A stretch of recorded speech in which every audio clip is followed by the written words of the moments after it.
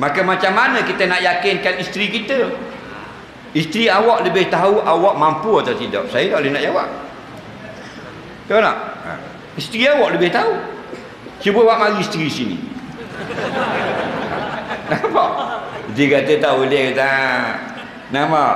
Mas kahwin hari tu pun tak habis bayar. Lagi. Nak tu rock tag kereta pun pinjam duit saya 200. Tak mampu. Sebab tu pejabat agama dia ada borang, betul tak? Borang kahwin. Okey, kalau Melaka berapa?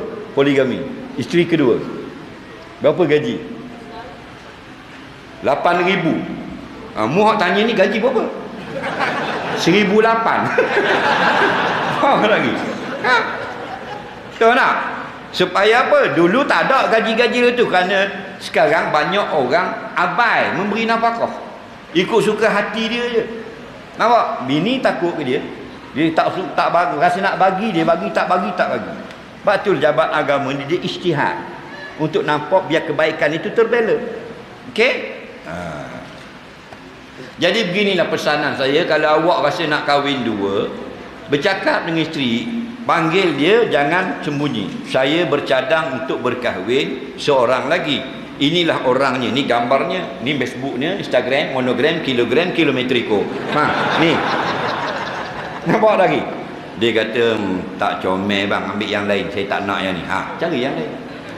Itu okey lah. Dia kata, saya tak suka, saya tak sudi. Kalau abang kahwin, saya bunuh abang. Janganlah orang tengah marah. Okey? Tahun depan nampak sejuk, bagi lagi. Okey. Tak boleh juga, jangan. Sebab apa? Biarlah perkahwinan yang kedua itu membahagiakan tiga pihak. Si pertama suka, suami suka, si kedua pun suka. Faham lagi? Kalau gitu kahwin dah. Okey? Sampai bila dia nak suka, Ustaz? Kalau susah sangat, tunggu dia meninggal. Faham tak?